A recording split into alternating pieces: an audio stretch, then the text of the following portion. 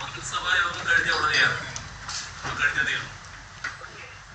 നമ്മുടെ സംസ്ഥാനം ഉൾപ്പെടെയുള്ള രാജ്യത്തെ സംസ്ഥാനങ്ങളിൽ വോട്ടർ പട്ടിക പ്രത്യേക തീവ്ര പുനഃപരിശോധന SIR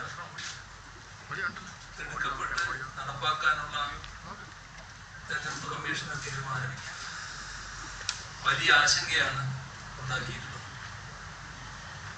നമ്മുടെ രാജ്യത്തെ ജനാധിപത്യ പ്രക്രിയക്ക് തന്നെ വെല്ലുവിളി ഉയർത്തുന്ന ഒരു നീക്കമാണിത്. ഈ നീക്കത്തിൻ്റെ അപകടം ചൂണ്ടിക്കാട്ടി കേരള നിയമസഭ നേരത്തെ ഐകകണ്ഠ്യേന പ്രമേയം അംഗീകരിച്ചതാണ്. SIR നടപ്പാക്കുന്നതിൽ നിന്ന് പിന്തിരിയണമെന്നും സുതാര്യമായ വോട്ടർ പട്ടിക പുതുക്കൽ നടക്കണമെന്നുമാണ് നിയമസഭ ആവശ്യപ്പെട്ടിരുന്നത്. രാഷ്ട്രീയ പാർട്ടികളുടെയും സംസ്ഥാന തെരഞ്ഞെടുപ്പ് ഓഫീസറുടെ തന്നെയും അഭിപ്രായം അവഗണിച്ചാണ് SIR നടപ്പാക്കുമെന്ന തീരുമാനം ഇപ്പോൾ എടുത്തിട്ടുള്ളത്. സംസ്ഥാനത്ത് തദ്ദേശ സ്വയംഭരണ സ്ഥാപനങ്ങളിലേക്കുള്ള തെരഞ്ഞെടുപ്പ് നടക്കാനിരിക്കുന്ന സാഹചര്യത്തിൽ ഇതിപ്പോൾ പ്രായോഗികമല്ല എന്ന് സംസ്ഥാനത്തെ മുഖ്യ തെരഞ്ഞെടുപ്പ് ഓഫീസർ തന്നെ അഭിപ്രായപ്പെട്ടതാണ്.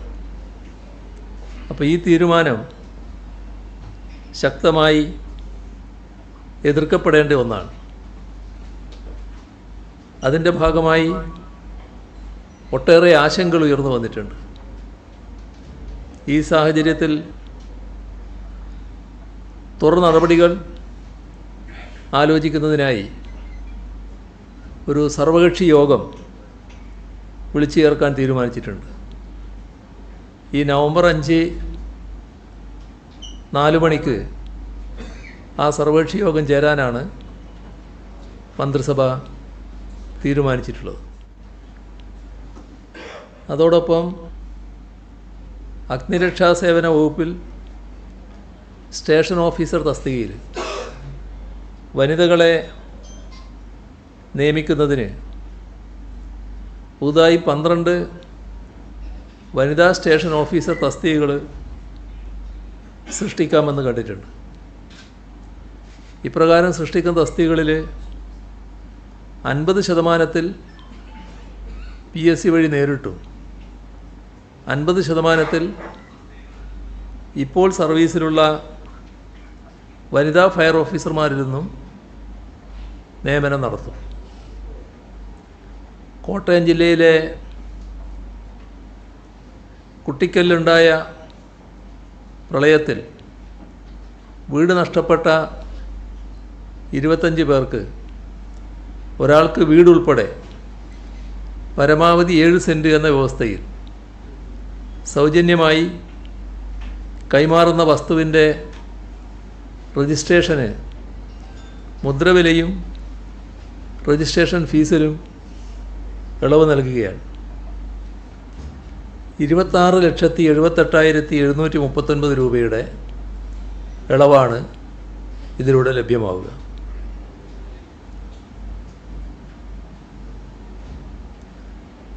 അതിദാരിദ്ര്യ നിർമ്മാർജ്ജന പദ്ധതിയുടെ ഭാഗമായുള്ള ഒരു വീഡിയോ ഇപ്പോൾ ക്യാബിനറ്റ് ആകെ കാണുകയുണ്ടായി. അതിൽ എറണാകുളത്തുള്ള ഒരു കുടുംബമായിരുന്നു അതിൽ ഉൾപ്പെടാൻ ബാക്കിയുണ്ടായിരുന്നത്. അതുകൂടി ഉൾപ്പെട്ട് 100% നില ഇന്ന് കൈവരിച്ചിട്ടുണ്ട്. അതിൻ്റെ ഔദ്യോഗികമായ പ്രഖ്യാപനം നവംബർ 1 നടത്തുന്നതാണ് കണ്ടിട്ടുള്ളത്. അത് നിയമസഭയിൽ നടത്താനാണ് ഉദ്ദേശിക്കുന്നത്. നമ്മുടെ PM ശ്രീ പദ്ധതിയുമായി ബന്ധപ്പെട്ട് ധാരണാപത്രം ഒപ്പിട്ടപ്പോൾ അതുമായി ഒട്ടേറെ വിവാദങ്ങളും ആശങ്കകളുമൊക്കെ ഉയർന്നു വന്ന സാഹചര്യം കണക്കിലെടുത്ത് ആ പദ്ധതി നടപ്പാക്കുന്നത് സംബന്ധിച്ച് റിവ്യൂ നടത്താൻ തീരുമാനിച്ചിട്ടുണ്ട്.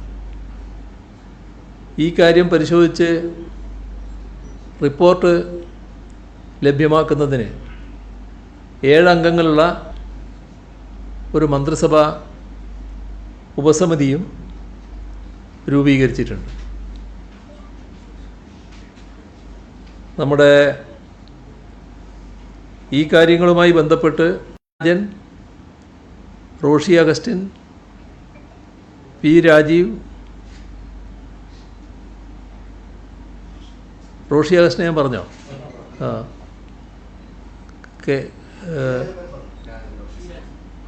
അല്ല, നമ്മുടെ വിദ്യാഭ്യാസ മന്ത്രി അധ്യക്ഷൻ, പിന്നെ K Rajan, Prasad agriculture minister, നിയമമന്ത്രി P Rajeev, Roshy Augustine, K Krishnankutty, A K Saseendran, ഇങ്ങനെ 7 അംഗങ്ങളുള്ള കമ്മിറ്റിയാണ് നിശ്ചയിച്ചിട്ടുള്ളത്.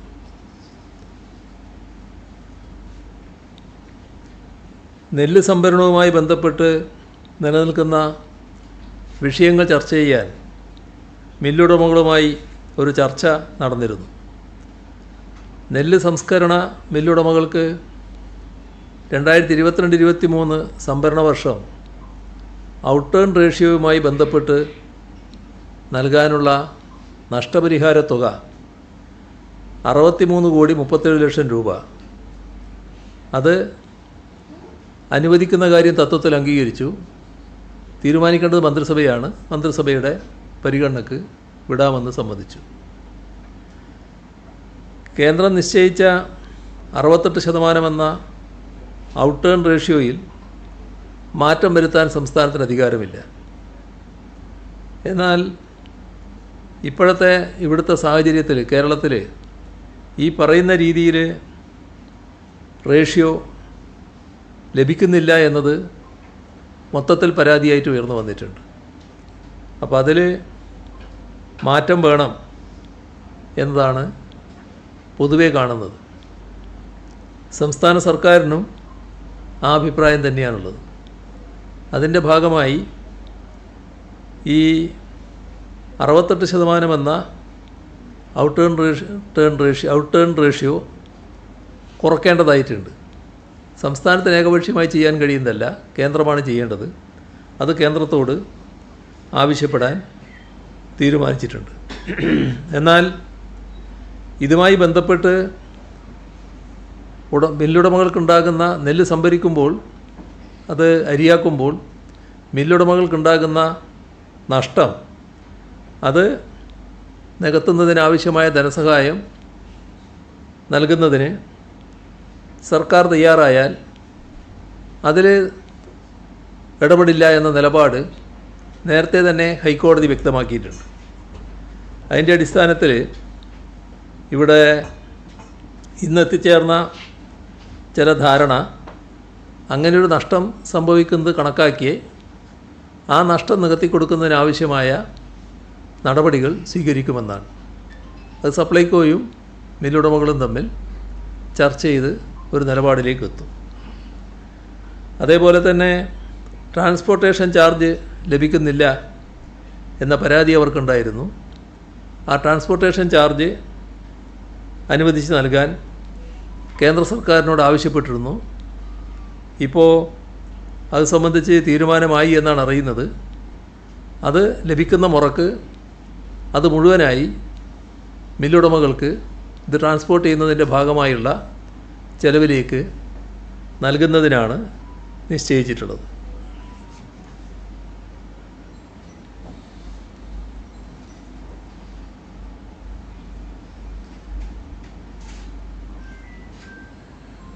വേറൊരു കാര്യം, പൊതുവെയുള്ളൊരു കാര്യമാണ്, കേരളത്തിന് പൊതുവിൽ സന്തോഷം നൽകുന്ന കാര്യമായിരിക്കുമെന്നാണ് ഞങ്ങൾ കണക്കാക്കുന്നത്.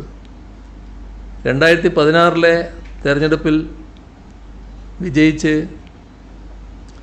അധികാരത്തിൽ വന്ന സർക്കാരിന് ജനങ്ങൾ നൽകിയ വലിയ പിന്തുണയിലാണ് 2021 തുടർ ഭരണമുണ്ടായത്.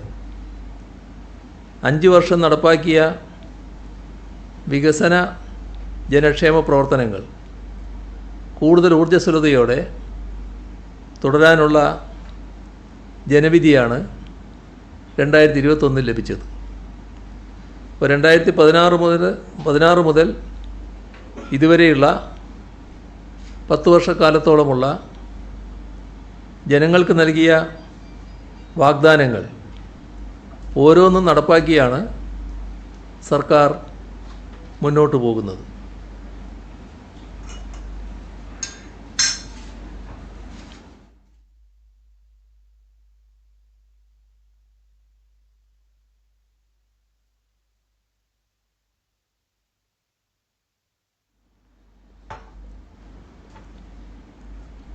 ഓരോ വർഷവും നടപ്പാക്കുന്ന കാര്യങ്ങൾ പ്രോഗ്രസ് റിപ്പോർട്ടായി ജനങ്ങൾക്ക് മുന്നിൽ അവതരിപ്പിക്കുന്ന നിലയാണ് സർക്കാർ സ്വീകരിച്ചിരുന്നത്.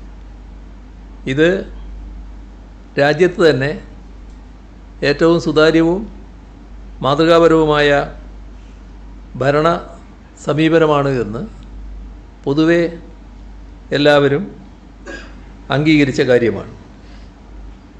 2021 സർക്കാർ അധികാരത്തിൽ വന്നതിന് ശേഷം അതിദാരിദ്ര്യം പൂർണ്ണമായി നിർമ്മാർജ്ജനം ചെയ്യുക എന്ന വളരെ പ്രധാനപ്പെട്ട ലക്ഷ്യമാണ് അംഗീകരിച്ചത്. നേരത്തെ പറഞ്ഞു, ആ ലക്ഷ്യം പൂർത്തീകരിക്കാൻ നമുക്കായി. ഈ കേരളപ്പിറവി ദിനത്തിൽ നമ്മുടെ രാജ്യത്തെ ആദ്യത്തെ അതിദരിദ്രമുക്ത സംസ്ഥാനമായി ഔപചാരികമായി കേരളം ഉയർത്തപ്പെടുകയാണ്. ഇത് നമ്മൾ കാണേണ്ടത് രാജ്യത്തെ ഏക സംസ്ഥാനം എന്നുള്ളത് മാത്രമല്ല, ലോകത്ത് തന്നെ അപൂർവം പ്രദേശങ്ങൾ മാത്രമേ ഇത്തരത്തിൽ അതിദാരിദ്ര്യമുക്തമായതുള്ളൂ. അപ്പോൾ ആ പട്ടികയിലേക്ക് നമ്മുടെ സംസ്ഥാനം ഉയരുകയാണ്. സമൂഹത്തിൽ ഏറ്റവും കഷ്ടത അനുഭവിക്കുന്നവരുടെ കൈപിടിച്ചുയർത്തുക എന്ന മഹത്തായ ലക്ഷ്യമാണ് നാം നേടുന്നത്. ഇത് ലോകമാകെ അംഗീകരിക്കുന്ന കേരള മാതൃകയ്ക്ക് കൂടുതൽ തിളക്കം നൽകുന്ന നേട്ടമാണ്. കേന്ദ്ര സർക്കാർ സാമ്പത്തികമായി ഉപരോധം തീർത്ത് ഞെരിക്കാൻ ശ്രമിക്കുമ്പോഴും സംഘടിതമായ ഒട്ടേറെ വ്യാജ പ്രചാരണങ്ങളിലൂടെ വലതുപക്ഷ ശക്തികൾ സർക്കാരിനെ തകർക്കാൻ ശ്രമിക്കുമ്പോഴും അതിനെയെല്ലാം അതിജീവിച്ചാണ് ഈ നേട്ടങ്ങൾ നമുക്ക് കൈവരിക്കാൻ കഴിഞ്ഞിട്ടുള്ളത്. നമ്മുടെ വികസന മാതൃക കേവലം സാമ്പത്തിക കണക്കുകളുടേതല്ല, അത് മാനവികതയിൽ അധിഷ്ഠിതമാണ്. സർക്കാരിന് മുന്നിൽ പലതരത്തിലുണ്ടായ തടസ്സങ്ങൾ, പ്രതിസന്ധികൾ അതാകെ വിശദീകരിക്കാൻ ഈ അവസരം ഉപയോഗിക്കുന്നില്ല. പക്ഷേ അവയെല്ലാം മറികടന്ന് ജനങ്ങളുടെ ക്ഷേമം ഉറപ്പാക്കുന്നതിൽ സർക്കാർ പ്രതിജ്ഞാബദ്ധമായ നിലപാടാണ് സ്വീകരിച്ചിട്ടുള്ളത്. അതിൻ്റെ ഭാഗമായി ഇന്ന് ചേർന്ന മന്ത്രിസഭാ യോഗം ചില തീരുമാനങ്ങൾ എടുത്തിട്ടുണ്ട്. അതിൽ ഒന്നാമത്തേത് സ്ത്രീ സുരക്ഷയ്ക്ക് പുതിയ പദ്ധതി ആരംഭിക്കുന്നതാണ്. സാമൂഹ്യക്ഷേമ പദ്ധതികളിൽ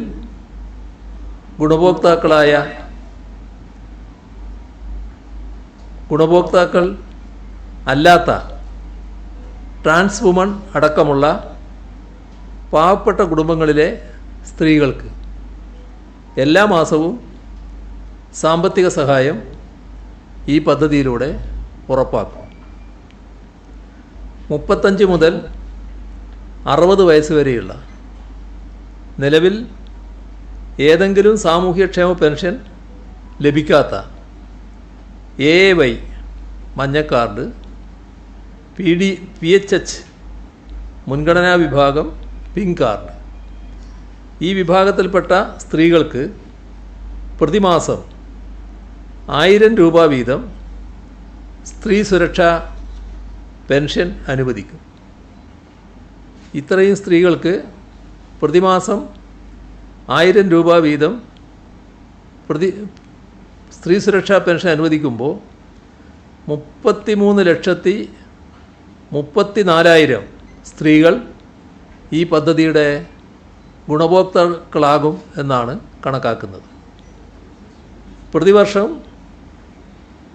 ഈ 1000 രൂപ പ്രതിമാസം നൽകുമ്പോൾ പ്രതിവർഷം 3800 കോടി രൂപ ഈ പദ്ധതിക്ക് സർക്കാർ ചെലവിടും. ഇതാണ് ഒരു ഭാഗം. മറ്റൊരു ഭാഗം യുവതലമുറക്ക് കണക്ട് ടു വർക്ക് സ്കോളർഷിപ്പാണ്. വിദ്യാർത്ഥികൾക്ക് മികച്ച ജോലി ലഭിക്കാൻ സ്റ്റൈപ്പൻഡ് അല്ലെങ്കിൽ സാമ്പത്തിക സഹായം നൽകുന്ന പദ്ധതി ആരംഭിക്കും.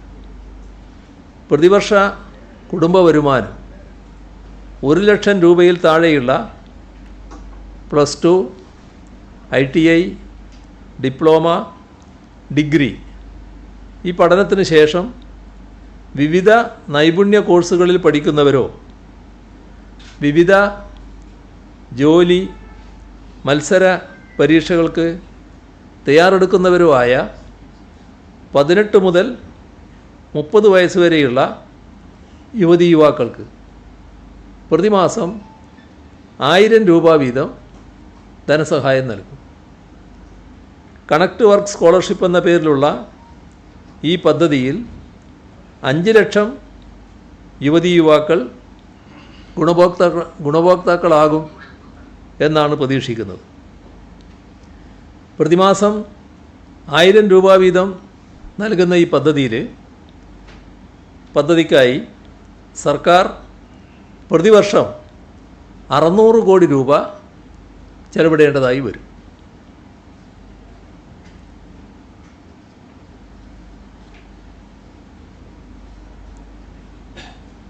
കുടുംബശ്രീ ADSകൾക്കുള്ള പ്രവർത്തന ഗ്രാൻഡ് ഇതോടൊപ്പം നിശ്ചയിച്ചിട്ടുണ്ട്. 1997 ആരംഭിച്ച ജനകീയാസൂത്രണ പദ്ധതിയുടെ പശ്ചാത്തലത്തിൽ കേവല ദാരിദ്ര്യ നിർമ്മാർജ്ജനത്തിനായി സംസ്ഥാന സർക്കാർ രൂപം നൽകിയ കുടുംബത്തിൻ്റെ ഐശ്വര്യം എന്നർത്ഥം വരുന്ന കുടുംബശ്രീ പദ്ധതി ഇന്ന് കേരള സംസ്ഥാനമാകമാനം വ്യാപിച്ചു കിടക്കുന്ന വനിതകളുടെ ഒരു കമ്മ്യൂണിറ്റി ശൃംഖലയായി വളർന്നിരിക്കുകയാണ്. അയൽക്കൂട്ടം, ADS, CDS എന്നിങ്ങനെയുള്ള ത്രിതല സംഘടനാ സംവിധാനത്തിലൂടെ പ്രവർത്തിക്കുന്ന കുടുംബശ്രീ ലോകത്തിലെ തന്നെ ഏറ്റവും വലിയ വനിതാ കൂട്ടായ്മയാണ്. അയൽക്കൂട്ടങ്ങൾ, ADS, CDS എന്നിങ്ങനെ ത്രിതല സംഘടനാ സംവിധാനത്തിലൂടെയാണ് കുടുംബശ്രീ പ്രവർത്തിക്കുന്നത്.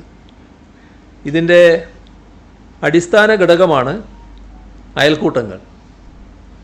പ്രാദേശിക തലത്തിൽ 10 മുതൽ 20 വനിതകളെ വരെ ഉൾപ്പെടുത്തിയാണ് അയൽക്കൂട്ടങ്ങൾ രൂപീകരിക്കുന്നത്. ഒരു തദ്ദേശഭരണ പ്രദേശത്തെ ഓരോ വാർഡിലെയും അഫിലിയേഷൻ നേടിയിട്ടുള്ള അയൽക്കൂട്ടങ്ങളുടെ സംയോജിത രൂപമാണ് ADS.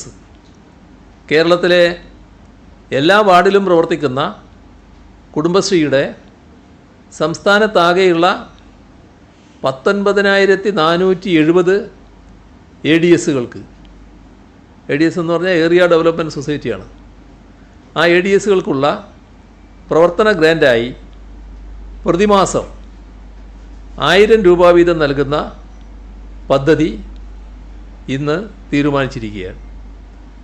ഇത് ഒരു ADSന് മാസം തോറും 1000 രൂപ നൽകുമ്പോൾ പ്രതിവർഷം 23,40,00,000 രൂപയാണ് സർക്കാർ നീക്കിവെക്കേണ്ടത്. ഇത് മൂന്നും പുതിയ പദ്ധതികളാണ് ഇപ്പോൾ ഞാൻ പറഞ്ഞ 3 കാര്യങ്ങൾ. നവകേരള സദസ്സ് സംസ്ഥാനത്താകെ വിവിധ വിഭാഗം ജനങ്ങളുമായി നടത്തിയ സംവാദ പരിപാടികൾ, അതിൻ്റെ ഭാഗമായുള്ള ചർച്ചകൾ, ഇങ്ങനെ വലിയൊരു പ്രക്രിയയിലൂടെയാണ് ഈ തീരുമാനങ്ങളിലേക്ക് എത്തിയത്. പുതിയ പദ്ധതികൾക്ക് പുറമെ നിലവിലെ ആനുകൂല്യങ്ങളും പദ്ധതികളും പരിഷ്കരിക്കണമെന്നും സർക്കാർ കാണുകയാണ്. സമൂഹത്തിലെ സാമ്പത്തികമായും സാമൂഹികമായും പിന്നോക്കം നിൽക്കുന്ന അശരണരും നിരാലംബരുമായവർക്ക് കൈത്താങ്ങുന്ന നിലക്കാണ് സർക്കാർ സാമൂഹ്യ സുരക്ഷാ പെൻഷൻ നൽകുന്നത്. സാമൂഹ്യ സുരക്ഷാ പെൻഷനുകൾ, ക്ഷേമനിധി ബോർഡ് പെൻഷനുകൾ, സർക്കസ്, അവശ കലാകാര പെൻഷനുകൾ എന്നിവ നിലവിൽ പ്രതിമാസം 1600 രൂപയാണ്. ഈ തുക മുടക്കം കൂടാതെ ജനങ്ങളിലേക്ക് എത്തിക്കുക എന്നത് വളരെ പ്രയാസകരമായ ദൗത്യമാണ്. അത് മുടങ്ങാതെ നിറവേറ്റാൻ അതീവ ശ്രദ്ധയും ജാഗ്രതയുമാണ് സർക്കാർ പുലർത്തിയത്. ഒരു ഗഡു പോലും അനിശ്ചിതമായി കുടിശ്ശികയാകാതിരിക്കാൻ ശ്രദ്ധിച്ചു. ഏത് പ്രതിസന്ധി വന്നാലും പെൻഷൻ തുക നൽകുമെന്ന് ദൃഢനിശ്ചയമെടുത്തു. ഇപ്പോൾ സർക്കാർ നിലവിലെ പ്രതിമാസ പെൻഷൻ 1600-നോടൊപ്പം 400 രൂപ കൂടി ഉയർത്തി പ്രതിമാസം 2000 രൂപയായി വർദ്ധിപ്പിച്ചതായി പ്രഖ്യാപിക്കുകയാണ്. പ്രതിവർഷം 2000 രൂപ മാസം പ്രതി കൊടുക്കുമ്പോൾ പ്രതിവർഷം ഏകദേശം 13,000 കോടി രൂപയാണ് ഈ ക്ഷേമ പെൻഷൻ വിതരണത്തിനായി സർക്കാർ നീക്കിവെക്കുന്നത്.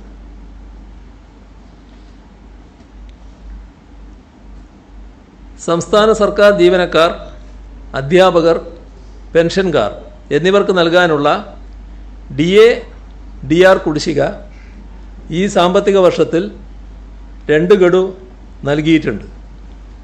കോവിഡ് കാലത്തെ സാമ്പത്തിക പ്രതിസന്ധികൾക്കിടയിലും പ്രഖ്യാപിച്ച മെച്ചപ്പെട്ട ശമ്പള പരിഷ്കരണത്തിൻ്റെ ആനുകൂല്യങ്ങൾ ലഭ്യമാക്കാൻ സർക്കാരിന് കഴിഞ്ഞിട്ടുണ്ട്.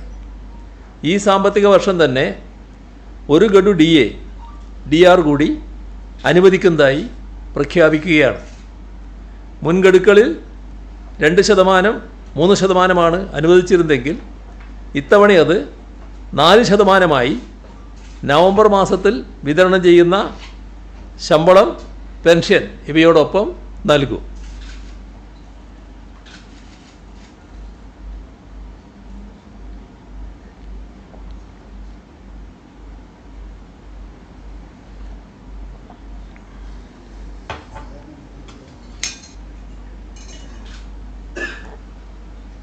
സംസ്ഥാന സർക്കാർ ജീവനക്കാരുടെ 11ാം ശമ്പള പരിഷ്കരണ കുടിശ്ശികയുടെ 1ഉം 2ഉം ഗഡുക്കൾ ഈ വർഷം നൽകിയിട്ടുണ്ട്. 3ഉം 4ഉം ഗഡുക്കൾ ഈ സാമ്പത്തിക വർഷം തന്നെ അനുവദിക്കും. 2006 ഏപ്രിൽ 1-ന് ശേഷം ഈ കുടിശ്ശിക തുക PF-ൽ ലയിപ്പിക്കുന്നതാണ്. PF ഇല്ലാത്തവർക്ക് പണമായി 2026 ഏപ്രിൽ 1-ന് ശേഷം നൽകും. അംഗൻവാടി വർക്കർമാരുടെയും ഹെൽപ്പർമാരുടെയും പ്രതിമാസ ഓണറേറിയം 1000 രൂപ വീതം വർദ്ധിപ്പിക്കുന്നതായി പ്രഖ്യാപിക്കുന്നു. 66,240 പേർക്ക് ഇതിൻ്റെ പ്രയോജനം ലഭിക്കും. 1000 രൂപ വീതം അംഗൻവാടി വർക്കർമാർ, ഹെൽപ്പർമാർ അവരുടെ പ്രതിമാസ ഓണറേറിയം 1000 രൂപ വീതം വർദ്ധിപ്പിക്കുന്നു. 1000 രൂപ വീതം പ്രതിമാസം വർദ്ധിപ്പിക്കുമ്പോൾ 66,240 പേർക്കാണ് ഇതിൻ്റെ പ്രയോജനം ലഭിക്കുക. അതിന് പ്രതിവർഷം 934 കോടി രൂപ ചെലവ് പ്രതീക്ഷിക്കുന്നുണ്ട്. ഇതിനു മുൻപ് 2024-ലാണ് ഓണറേറിയം വർദ്ധിപ്പിച്ചത്.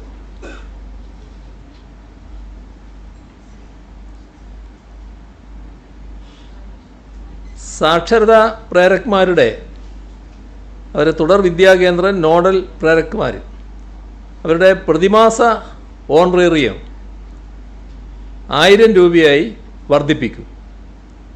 ഈ ഇനത്തിൽ പ്രതിവർഷം 5,50,00,000 രൂപയാണ് അധികമായി ചിലവാകുക. ഇതേവരെയുള്ള കുടിശ്ശിക മുഴുവൻ നൽകുകയും ചെയ്യും. ആശാവർക്കർമാരുടെ പ്രതിമാസ ഓണറേറിയം 1000 രൂപ വർദ്ധിപ്പിക്കും. 26,125 പേർക്കാണ് ഇതിൻ്റെ പ്രയോജനം ലഭിക്കുക. ഈ ഇനത്തിലെ പ്രതിവർഷം 250 കോടി രൂപയാണ് ചിലവാകുന്നത്. അതായത് ആശാവർക്കർമാർക്ക് പ്രതിമാസ ഓണറേറിയം 1000 രൂപ വർദ്ധിപ്പിക്കുമ്പോൾ ഒരു വർഷം 250 കോടി രൂപയുടെ ചിലവുണ്ടാകും. ഇതേവരെയുള്ള കുടിശ്ശിക മുഴുവൻ നൽകുകയും ചെയ്യും.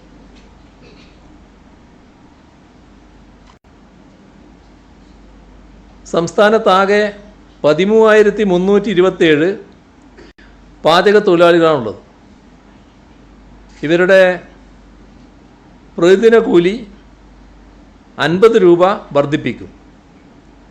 ഈ ഇനത്തിൽ പ്രതിവർഷം 16 കോടി രൂപയുടെ അധിക ചെലവ് വരും. പ്രീ പ്രൈമറി ടീച്ചർമാരും ആയമാരും ഇവരുടെ പ്രതിമാസ വേതനം 1000 രൂപ വർദ്ധിപ്പിക്കുന്നു. ഈ ഇനത്തിൽ പ്രതിവർഷം 5,72,00,000 രൂപ അധികമായി ചെലവ് വരും.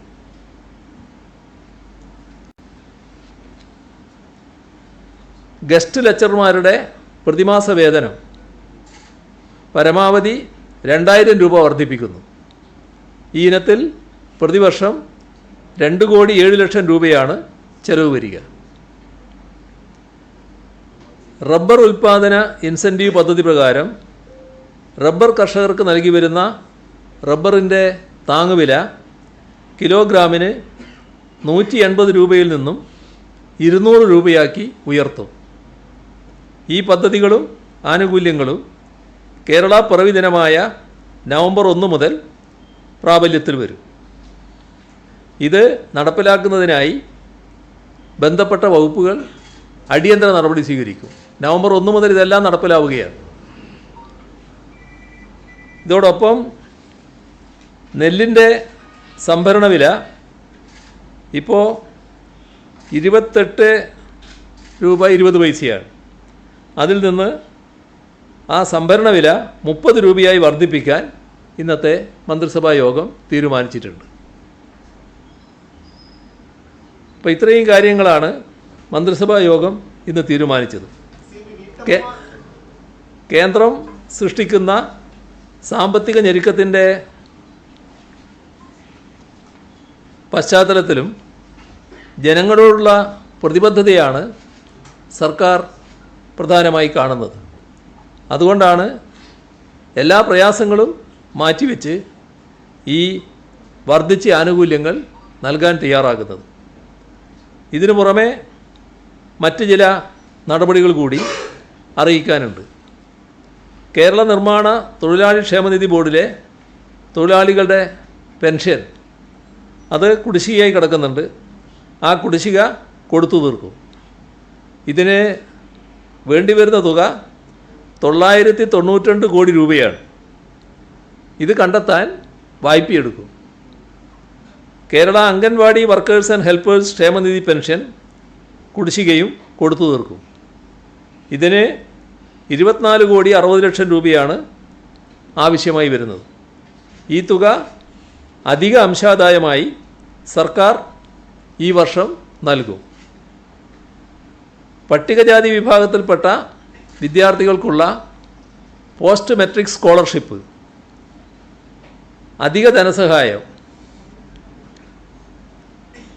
9-10 ക്ലാസ്സുകളിൽ പഠിക്കുന്ന വിദ്യാർത്ഥികൾക്കുള്ള പ്രീ മെട്രിക് സ്കോളർഷിപ്പ്, അനാരോഗ്യകരമായ ചുറ്റുപാടുകളിൽ ജോലി ചെയ്യുന്നവരുടെ മക്കൾക്കുള്ള പ്രീ മെട്രിക് സ്കോളർഷിപ്പ്, ഇവയ്ക്ക് സംസ്ഥാന വിഹിതം 18 കോടി 20 ലക്ഷം രൂപ ഒറ്റത്തവണയായും അധിക ധനസഹായമായി 220 കോടി 25 ലക്ഷം രൂപയും അനുവദിക്കും.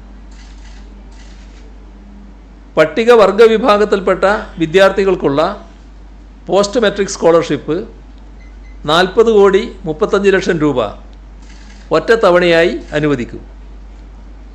മത്സ്യത്തൊഴിലാളി വിദ്യാർത്ഥികൾക്കുള്ള സ്കോളർഷിപ്പിന് 25 കോടി രൂപ അനുവദിക്കും. സ്കോളർഷിപ്പ് ഇനത്തിൽ ആകെ 303 കോടി 80 ലക്ഷം രൂപയാണ് അനുവദിക്കുക. വകുപ്പുകളുടെ ബജറ്റ് വിഹിതത്തിൽ നിന്നും നൽകുന്ന ധനസഹായ പദ്ധതികൾ കുടിശ്ശിക ഉൾപ്പെടെ കൊടുത്തു തീർക്കുന്നതിനായി 498 കോടി 36 ലക്ഷം രൂപ അധികമായി നൽകും. തണൽ പദ്ധതി മത്സ്യത്തൊഴിലാളി കുടുംബങ്ങൾക്കുള്ള ധനസഹായം 207 കോടി 40 ലക്ഷം രൂപ. ഖാദിത്തൊഴിലാളികൾക്കുള്ള പൂരക വരുമാന പദ്ധതി 44 കോടി രൂപ. ഖാദി സ്ഥാപനങ്ങൾക്കും ഖാദി ബോർഡിന് കീഴിലുമുള്ള പ്രോജക്റ്റുകൾക്ക് അനുവദിക്കുന്ന റിബേറ്റ് 58 കോടി രൂപ. ഖാദി തൊഴിലാളികൾക്കുള്ള ഉത്സവ ഭത്തയും ഉൽപ്പാദന ഇൻസെൻറ്റീവും 2 കോടി 26 ലക്ഷം രൂപ. യൂണിഫോം വിതരണത്തിൻ്റെ ഭാഗമായി കൈത്തറി തൊഴിലാളികൾക്കുള്ള കൂലിയും റിബേറ്റും 50 കോടി രൂപ. പട്ടികജാതി വിഭാഗത്തിൽപ്പെട്ട മിശ്ര വിവാഹിതർക്കുള്ള ധനസഹായം 64 കോടി രൂപ. പട്ടികവർഗ വിഭാഗത്തിൽപ്പെട്ട മിശ്ര വിവാഹിതർക്കുള്ള ധനസഹായം 1 കോടി 17 ലക്ഷം രൂപ. മിശ്ര വിവാഹിതർക്കുള്ള ധനസഹായം 11 കോടി 85 ലക്ഷം രൂപ. വന്യമൃഗ ആക്രമണങ്ങൾക്ക് ഇരയാകുന്നവർക്കുള്ള ധനസഹായം 16 കോടി രൂപ. മലബാർ ദേവസ്വത്തിൻ്റെ കീഴിലുള്ള ആചാര്യസ്ഥാനീയർ, കോലധാരികൾ എന്നിവർക്കുള്ള ധനസഹായം 82 ലക്ഷം രൂപ. പമ്പിംഗ് സബ്സിഡി 42 കോടി 86 ലക്ഷം രൂപ. ആരോഗ്യവകുപ്പുമായി ബന്ധപ്പെട്ട ധനസഹായങ്ങളും മറ്റാനുകൂല്യങ്ങളുമാണ് ഇനി പറയുന്നത്. ലെപ്രസി, ക്യാൻസർ, ക്ഷയരോഗികൾക്കുള്ള ധനസഹായം സമയബന്ധിതമായി നൽകുന്നതിന് പണം അനുവദിക്കും. കാസ്പ്, KBF പദ്ധതികളുടെ സുഗമമായ നടത്തിപ്പിനായി കുടിശ്ശിക നിവാരണത്തിനായി അധികം വേണ്ട തുക കൂടി ചേർത്ത് IBDS മുഖേന പണം നൽകും. ആരോഗ്യകിരണം, ശ്രുതിതരംഗം പദ്ധതികൾക്ക് പൂർണ്ണമായും തുക അനുവദിക്കും. മരുന്ന് വിതരണവുമായി ബന്ധപ്പെട്ട തടസ്സങ്ങൾ നീക്കുവാൻ KMSCL-ന് 914 കോടി രൂപ IBDS മുഖേന അനുവദിക്കും. സപ്ലൈകോ വിപണി ഇടപെടൽ ഇനത്തിൽ കുടിശ്ശിക തീർക്കുന്നതിനായി 110 കോടി രൂപ അനുവദിക്കും. നെല്ല് സംഭരണത്തിൽ ബാക്കി നൽകാനുള്ള തുക ഉടൻ അനുവദിക്കും. കൺസോർഷ്യം വായ്പയിൽ നിന്നോ മറ്റു വഴികളിലൂടെയോ കുടിശ്ശിക തീർക്കാനുള്ള തുക കണ്ടെത്തും. ദേശീയ ഭക്ഷ്യസുരക്ഷാ നിയമപ്രകാരമുള്ള ചെലവുകൾക്കായി 194 കോടി രൂപ അനുവദിക്കും. കരാറുകാരുടെ കുടിശ്ശിക BDS വഴി കൃത്യതയോടെ നൽകും. ഈ ഇനത്തിൽ ആകെ 3094 കോടി രൂപയാണ് ചെലവ് പ്രതീക്ഷിക്കുന്നത്. മുഖ്യമന്ത്രിയുടെ തദ്ദേശ റോഡ് പുനരുദ്ധാരണ പദ്ധതിക്കായി ബജറ്റിൽ വകയിരുത്തിയ 1000 കോടി രൂപ ഈ സാമ്പത്തിക വർഷം ഡിസംബർ 31 വരെ സമർപ്പിക്കുന്ന ബില്ലുകൾക്ക് BDS ഒഴിവാക്കി മുൻഗണന നൽകി നേരിട്ട് തുക അനുവദിക്കും. കേരള സാമൂഹ്യ സുരക്ഷാ മിഷൻ മുഖേന നടപ്പിലാക്കുന്ന 10 പദ്ധതികൾക്കുള്ള കുടിശ്ശിക തീർക്കുന്നതിനായി 88 കോടി 38 ലക്ഷം രൂപ അനുവദിക്കും. വയോമിത്രം 30 കോടി രൂപ, സ്നേഹപൂർവം 43 കോടി 24 ലക്ഷം രൂപ, ആശ്വാസകിരണം 6 കോടി 55 ലക്ഷം രൂപ, സ്നേഹസ്പർശം 25 ലക്ഷം രൂപ, മിഠായി 7 കോടി 99 ലക്ഷം രൂപ, വി കെയർ 24 ലക്ഷം ഇങ്ങനെയാണ് അനുവദിക്കുക. 2025 മാർച്ച് മാസം വരെയുള്ള പുതിയ അപേക്ഷകൾ പരിഗണിക്കാനും തീരുമാനമെടുത്തിട്ടുണ്ട്.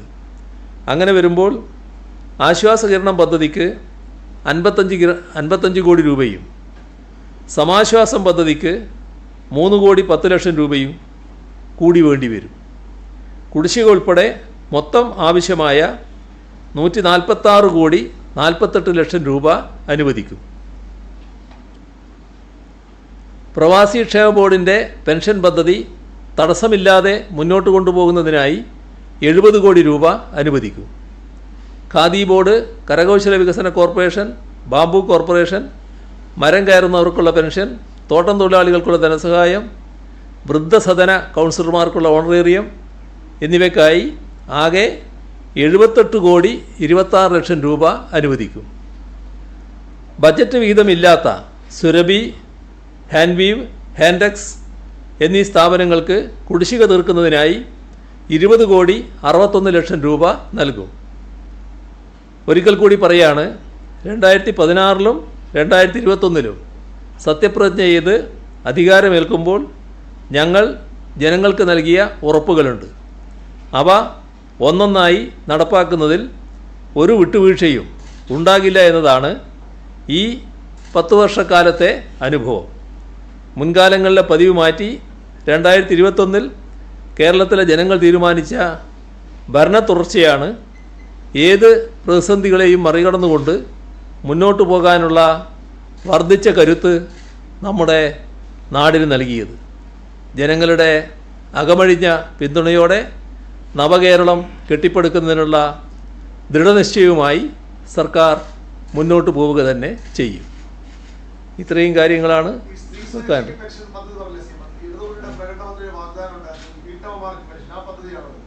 അതുമായി ബന്ധപ്പെട്ട് വരുമല്ലോ, സ്ത്രീ സുരക്ഷ അതുമായി ബന്ധപ്പെട്ട് തന്നെ വരുമല്ലോ.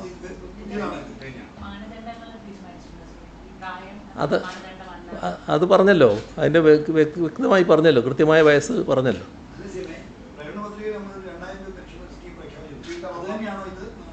അതാ അതിൻ്റെ ഭാഗമായിട്ടാണ് വരിക.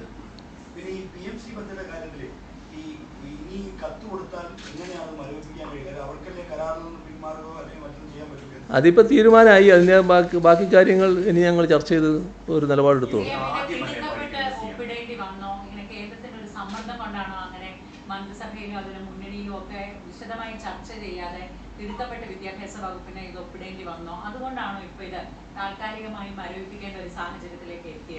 ഇപ്പോൾ ഏതായാലും മരവിപ്പിച്ചല്ലോ, അല്ല മരവിപ്പിക്കുക വെച്ചാൽ റിവ്യൂ ചെയ്യാന്നുണ്ടല്ലോ. ആ റിവ്യൂ ചെയ്യുന്ന സാഹചര്യത്തിൽ ഇപ്പോൾ അതിൻ്റെ മറ്റ് വിശദാംശങ്ങളിലേക്ക് പോകാതിരിക്കലാണ് നല്ലത്. അതിൻ്റെ കാര്യം അതെ, അതിന് നിങ്ങൾക്ക് ധാരാളം സംശയങ്ങൾ അതുമായി ബന്ധപ്പെട്ടുണ്ടാവും. പക്ഷേ ഇപ്പോൾ ഒരു നിലപാടെടുത്തല്ലോ, ആവശ്യമായ കാര്യങ്ങളെല്ലാം പൊതുസമൂഹത്തിന് മുന്നിൽ ഉയർന്നു വന്നല്ലോ.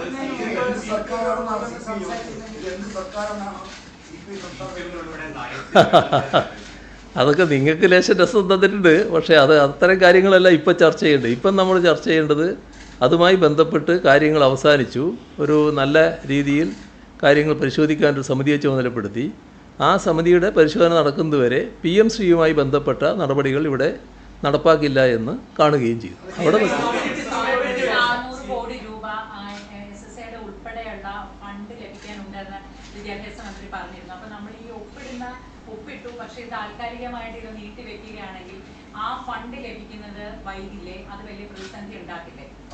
അല്ല, ആ കാര്യങ്ങളൊക്കെ ചർച്ച ചെയ്യാനാണല്ലോ ഇപ്പോൾ ഒരു സമിതി വന്നിട്ടുള്ളത്.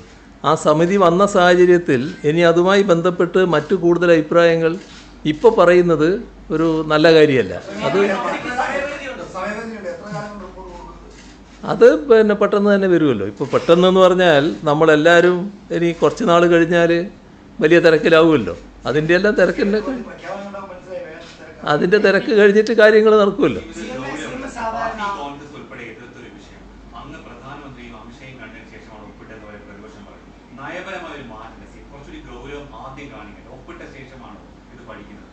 അല്ല, എങ്ങനെയുള്ള പല ആക്ഷേപങ്ങളും ഉന്നയിക്കുന്ന ഒരു സ്ഥിരം പതിവായിട്ട് വന്നിട്ടുണ്ടല്ലോ.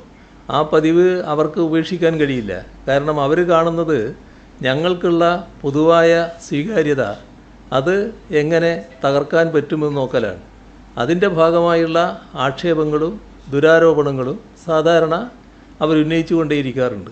പക്ഷേ അവരുടെ നിർഭാഗ്യം എന്ന് പറയട്ടെ, ജനങ്ങളതൊന്നും സ്വീകരിക്കുന്നില്ല. കാരണം ജനങ്ങൾക്ക് ഞങ്ങളുടെ നിലപാടുകളുടെ വിശ്വാസ്യത പൂർണ്ണമായും ബോധ്യമുള്ളതാണ്. അതുകൊണ്ട് തന്നെ ഞങ്ങളെ ഏതെങ്കിലും തരത്തിൽ ഒരു വർഗീയതയുമായി ചേർത്ത് നിർത്താൻ ശ്രമിച്ചാൽ അത് വിലപ്പോകുമെന്ന് ആരും അത്ര പെട്ടെന്ന് കണക്കാക്കേണ്ടതായിട്ടില്ല. എന്നാൽ നല്ല രീതിയിൽ അതിന് പ്രചരണം കൊടുക്കാൻ ചിലർ തയ്യാറാകുന്നുണ്ട് എന്നുള്ളതും നമ്മുടെ നാട്ടിലൊരു വസ്തുതയാണ്.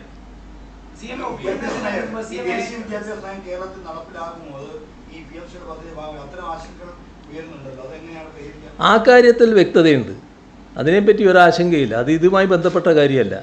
ദേശീയ വിദ്യാഭ്യാസ നയത്തിൻ്റെ ഭാഗമായി അതിൻ്റെ മറവിൽ ഒരു RSS അജണ്ട നടപ്പാക്കാനുള്ള താല്പര്യമാണ്. അതിലൂടെയാണ് നമ്മുടെ പൊതു പാഠ്യപദ്ധതിയിൽ നിന്ന് ഗാന്ധിവധം മറ്റൊരു രീതിയിൽ ചിത്രീകരിക്കാൻ ശ്രമിച്ചത്. അത് ഞാൻ പറഞ്ഞു കഴിയട്ടെ. അതിൻ്റെ ഭാഗമായി തന്നെയാണ് മറ്റു തരത്തിലുള്ള വക്രീകരണങ്ങൾ വന്നത്. എന്നാൽ നമ്മളെന്താ ചെയ്തത്? ആ ചരിത്ര ഭാഗങ്ങൾ പ്രത്യേകമായി തന്നെ പഠിപ്പിക്കുന്ന നിലയാണ് സ്വീകരിച്ചത്. ആ കാര്യങ്ങളിൽ ഒരു തരത്തിലുള്ള മാറ്റമോ വ്യതിയാനമോ നമ്മുടെ കേരളത്തിലുണ്ടാകില്ല. കാരണം അത്തരം നയങ്ങളോട് വിട്ടുവീഴ്ചയില്ലാത്ത നിലപാടാണ് ഞങ്ങൾ സ്വീകരിക്കുന്നത്. അപ്പോൾ ഇന്ത്യ രാജ്യത്ത് ഇത്തരമൊരു നിലപാട് സ്വീകരിച്ച ഏക സംസ്ഥാനം മാത്രമേ ഉള്ളൂ. അത് നമ്മുടെ സംസ്ഥാനമാണ്. അത് തുടരുക തന്നെ ചെയ്യും. പദ്ധതിയിൽ ഒപ്പിടുന്നതിന് മുമ്പ് തന്നെ CPIയോട് ഒരു ചർച്ച നടത്തിയിരുന്നുവെങ്കിൽ ഈ ഒരു അവസ്ഥ ഉണ്ടാവുക. സാധാരണ മുഖ്യമന്ത്രി ഒരു തീരുമാനം എടുത്തു കഴിഞ്ഞാൽ അതിൽ നിന്ന് പിന്നോട്ട് പോകുന്ന ആളല്ല. ഇതിപ്പോ വലിയ നാണക്കേടായില്ലേ സമൂഹത്തിന് മുന്നിൽ? അവരോട് ചോദിക്കാമായിരുന്നില്ല. എന്താ അതിന്റെ അഭിപ്രായം? ഏതായാലും ഇതുമായി ബന്ധപ്പെട്ട് കാര്യങ്ങളെല്ലാം ചർച്ച ചെയ്ത് തീരുമാനമായല്ലോ. ഇപ്പം അതിലേക്ക് നമ്മൾ പോകാതിരിക്കലാണ് നല്ലത്.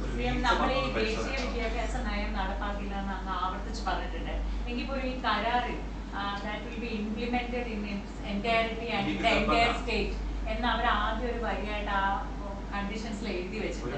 അപ്പം അത് സംസ്ഥാനങ്ങളെ ഒരു തരത്തിൽ സമ്മർദ്ദത്തിൽപ്പെടുത്തി അതിൽ പോലും ഒപ്പിടിക്കാനായിട്ട് ഉള്ളൊരു തന്ത്രമല്ലേ? അല്ല, അതിൻ്റെ സാഹചര്യങ്ങളെക്കുറിച്ച് വിശദീകരിക്കാനല്ല ഞാനിപ്പോൾ ഉദ്ദേശിക്കുന്നത്. ആ സാഹചര്യങ്ങൾ വിശദീകരിക്കുന്നത് ഇന്നത്തെ നിലയിൽ ഒരു നല്ല കാര്യമല്ല. അതുകൊണ്ടാണ്. കാരണം ഇപ്പോൾ അതുമായി ബന്ധപ്പെട്ട് പൊതുവിൽ തീരുമാനിച്ചിട്ടുള്ളത് ഇത് നമ്മൾ റിവ്യൂ ചെയ്യുന്നു. ആ റിവ്യൂ ചെയ്യുന്നതിൻ്റെ ഭാഗമായി തൽക്കാലം ഈ ഘട്ടത്തിൽ തീരുമാനം ഒരു കമ്മിറ്റി വന്നല്ലോ. ആ സബ് കമ്മിറ്റിയുടെ പരിശോധന പൂർത്തിയാകുന്നതുവരെ PM-ശ്രീ പദ്ധതി ഇവിടെ നടപ്പാക്കുന്നില്ല. അങ്ങനെയൊരു നിലപാട് എടുത്തു കഴിഞ്ഞ സാഹചര്യത്തിൽ പിന്നെ അതിൻ്റെ മറ്റു കാര്യങ്ങൾ ഞാനിപ്പോൾ പറയുന്നത് അത് ഗുണകരമായൊരു കാര്യമല്ല. അതാണ് നിങ്ങൾ മനസ്സിലാക്കേണ്ടത്.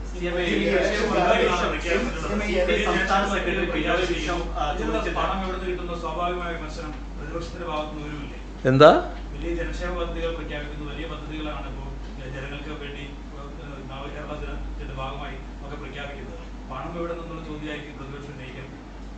അത് ഇത് കൊടുത്തില്ലെങ്കിലല്ലേ പണം ഇവിടുന്നത്? പണം കയ്യിലുണ്ടാകുന്നതോടല്ലേ കൊടുക്കുന്നത്? ഈ പദ്ധതിയുമായി ഒപ്പിടാനുള്ള പ്രധാനപ്പെട്ട കാരണം എന്ന് പറയുന്നത് സാമ്പത്തിക പ്രതിസന്ധി തന്നെയായിരുന്നു. സാധാരണ ഇതെല്ലാം ഞാൻ പറഞ്ഞു, അതുമായി ബന്ധപ്പെട്ടുള്ള മറ്റു ചോദ്യങ്ങൾ ഇപ്പം ഞാൻ ഒഴിവാക്കുകയാണ്. ഇതിനൊന്നും എൻ്റെ കയ്യിൽ മറുപടി ഇല്ലാത്തതുകൊണ്ടല്ല. ഞാൻ പറയുന്നത് കേൾക്ക്. ഇതുമായി ബന്ധപ്പെട്ടുള്ള കാര്യങ്ങൾക്ക് ഞാനിപ്പോൾ വിശദീകരണം നൽകുന്നില്ല എന്ന് ഞാൻ പറഞ്ഞു. അത് വിശദീകരണം ഇല്ലാത്തതുകൊണ്ടല്ല. ഇപ്പം ഞങ്ങൾ എത്തിച്ചേർന്നൊരു ധാരണയുണ്ട്. ആ ധാരണയിൽ നിന്ന് വ്യതിചലിച്ച് പോകാൻ ഞാൻ തയ്യാറല്ല. അതാണ്.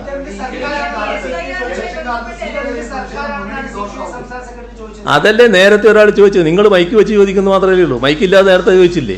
നിങ്ങൾ മൈക്ക് ചോദിക്കുന്നതുകൊണ്ട് മാത്രം ഞാൻ അതിന് മറുപടി പറയൂ.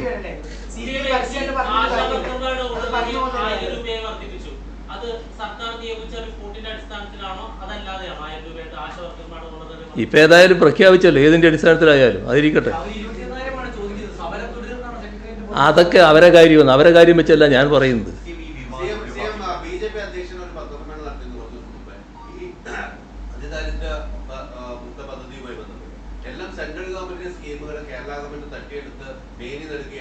ഇതിനേക്കാൾ ഒരുപാട് ആളുകളെ മറ്റു സംസ്ഥാനങ്ങളിൽ അതിദാരിദ്ര്യത്തിൽ നിന്ന് മോഡി സർക്കാർ മുക്തമാക്കിയിട്ടുണ്ടെന്ന് പറഞ്ഞിട്ടായിരുന്നു വേണം. അതിൽ നല്ലതല്ലേ? അങ്ങനെയുണ്ടെങ്കിൽ ഏറ്റവും നമുക്കെല്ലാവർക്കും സന്തോഷിക്കാമല്ലോ. നമ്മുടെ നാട് മാത്രമേ നന്നാകാൻ പാടുള്ളൂ നമുക്കുണ്ടോ? എല്ലാ നാടും നന്നായി വരട്ടെ. പക്ഷേ എവിടെയാണെന്ന് പറയണ്ടേ? ഇങ്ങനെ മൊത്തം പറഞ്ഞാൽ മതിയോ? ഈ കണക്കുകൾ ഞങ്ങളതല്ലാലും ഇന്ത്യ ഗവൺമെൻറ് തന്നെയല്ലേ. ഇന്ത്യ ഗവൺമെൻറ് കണക്ക് വരുമ്പോൾ നമ്മളാണല്ലോ പല കാര്യങ്ങളിലും മുൻപന്തിയിൽ നിൽക്കുന്നത്. ഇപ്പോൾ ഈ നിലയിലെത്തിയിരിക്കുന്നു. ഇതിൻ്റെ ഗുണഫലം നമ്മുടെ നാടിന് മാത്രമല്ലല്ലോ, രാജ്യത്തിനാകെയല്ലേ വരുന്നത്. അതിദാരിദ്ര്യമുക്തമായൊരു പ്രദേശം, അത് ഇന്ത്യ രാജ്യത്ത് കേരളം എന്നൊരു സംസ്ഥാനമുണ്ട് എന്നല്ലേ ലോകം കാണുക. അപ്പോൾ ഇന്ത്യ രാജ്യത്തിനകത്ത് അതിദാരിദ്ര്യമുക്ത പ്രദേശം ഉണ്ട് എന്നല്ലേ വരും. അപ്പോൾ ഇന്ത്യക്കല്ലേ ക്രെഡിറ്റ്. ഇപ്പോൾ നമ്മൾ വിഴിഞ്ഞം പോർട്ടുണ്ടാക്കി. വിഴിഞ്ഞം പോർട്ട് കേരളത്തിൻ്റെതാണോ? രാജ്യത്തിൻ്റെ പോർട്ടായിട്ടല്ലേ പുറത്തറിയപ്പെടുക. അപ്പോൾ രാജ്യത്തിൻ്റെ ഒരു അഭിമാന സ്തംഭമായിട്ടല്ലേ അത് മാറുന്നത്. അപ്പോൾ നമ്മൾ ഒരു നേട്ടമുണ്ടാക്കുന്നു എന്ന് പറയുമ്പോൾ അത് നമ്മുടെ സങ്കുചിതമായൊരു നേട്ടം മാത്രമല്ല, നാടിൻ്റെ സങ്കുചിതമായൊരു നേട്ടം മാത്രമല്ല, രാജ്യത്തിൻ്റെ തന്നെ നേട്ടമായിട്ടല്ലേ അത് മാറുന്നത്. ആ നിലക്കല്ലേ അതിനെ കാണേണ്ടത്. ഈ കാര്യത്തിലുള്ള സഹായം ഉണ്ടെങ്കിൽ നല്ലത് തന്നെ. നമുക്കിപ്പോൾ ഒരു സഹായവും നിഷേധിക്കേണ്ട കാര്യമില്ലല്ലോ. പക്ഷേ ഏതൊക്കെ സഹായമാണെന്ന് അതിൻ്റെ കൂടെ പറയുന്നത് നല്ലതാണെന്ന് മാത്രം.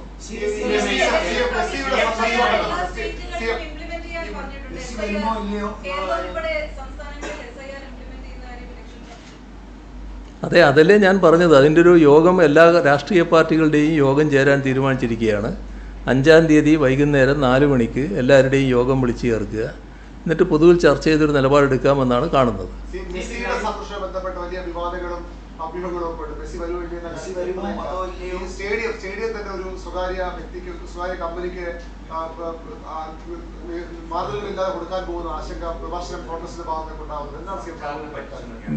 സ്റ്റേഡിയത്തിൻ്റെ കാര്യം പറയാം. സ്റ്റേഡിയം ഇപ്പോൾ ആരുടെ കയ്യിലാണോ ഉള്ളത് അവരുടെ കയ്യിൽ തന്നെയായിരിക്കും. അതിൻ്റെ അകത്ത് ഒരു സ്വകാര്യ കമ്പനിക്കും സ്റ്റേഡിയം പ്രശ്നം ഉണ്ടാവില്ല.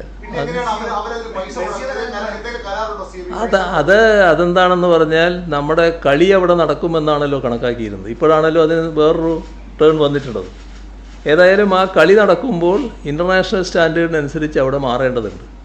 അതിന് സ്പോൺസർഷിപ്പ് വാഗ്ദാനം ചെയ്ത ആൾക്കാർ അതുമായി ബന്ധപ്പെട്ടുള്ള നടപടികൾ നടത്താൻ വേണ്ടി സന്നദ്ധമായിട്ടുണ്ട്.